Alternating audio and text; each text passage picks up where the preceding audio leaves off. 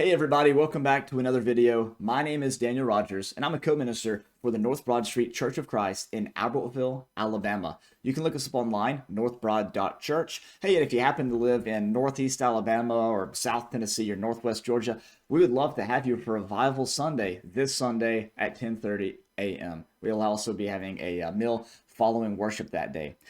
I also have a website, danielr.net. Got articles, resources, videos, podcasts. Be sure to check that out too. So today, I'm going to be talking about the 10th command, thou shalt not covet, right?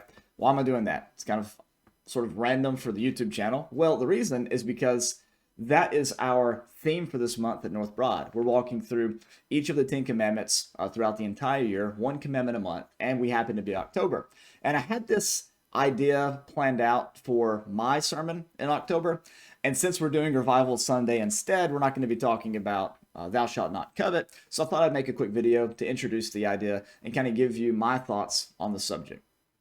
So first, let's read a passage. This is from 1 Timothy chapter 6, and we're going to begin reading here in verse 9. He says, "But those who want to be rich fall into temptation and are trapped by many senseless and harmful desires that plunge people into ruin and destruction.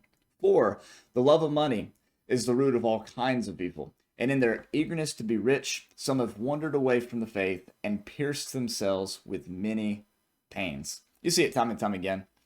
People hunger after money, hunger after riches, and what ends up happening? Well, they might not have as satisfied of a life as they were expecting. They may still suffer with depression or anxiety or worry.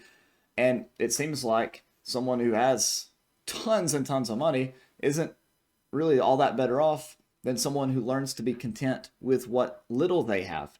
There's nothing wrong with having money, but the way that we have it is really what matters.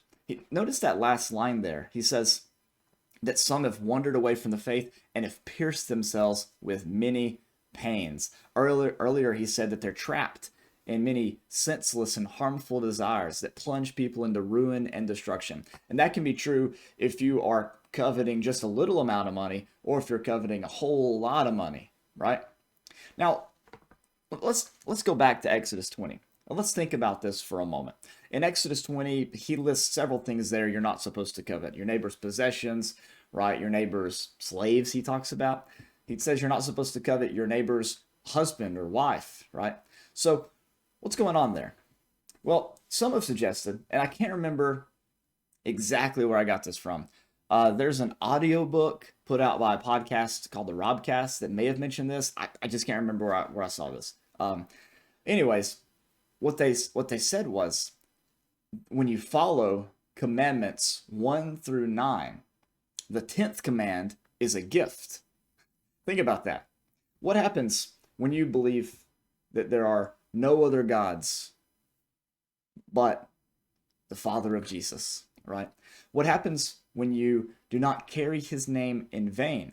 When, if you call yourself a Christian, that's the way that you're going to live. You treat that name with reverence, not just in the way that you speak, but in your day-to-day actions.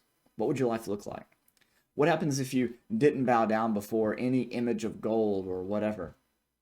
What happens if you learned how much joy, how much peace can be found in a day of rest and taking a step back and declaring, "Behold, it is good," and spending one day in prayer, worship, to just rest and reflect and not just continue on that grind that you do all the other days of the week? What would happen if you learn to honor your father and mother? What would happen if you really worked to not just not kill, but not have any hate in your heart towards someone else?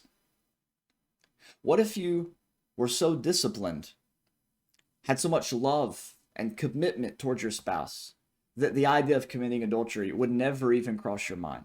The idea of lusting after someone else would never even come into your brain at all. You might have your hiccups or whatever, but your commitment is 100% to your spouse. What would your life look like then? Or what about stealing? What if you understood that your neighbor worked hard for whatever it is they got, and you don't have any right to take what does not belong to you? Or what about number 9? Don't bear false witness. Don't lie. Don't spread gossip. Any number of little angles we could take on that, as we did in our sermon series at North Broad. What would your life look like? Now take all of that together, and how would you sum up all of that? Maybe you could say, thou shalt not covet, right? Because when we follow the other 9 commandments, the 10th commandment is a gift. When we understand the boundaries of physical possessions, when we understand our commitments to our spouses, when we understand our commitments in other relationships, like to our brother, to not harbor hate in our heart towards them, then how could we ever covet anything, right? Loving God and loving neighbor leads naturally to a life that is content. And that's my 2 cents on thou shalt not covet. North Broad folks, I'll see you at Revival Sunday, this Sunday at 10:30, with a meal at 11:45. Everybody else, I'll see you at the next upload. Hope you all have a great day, and God bless.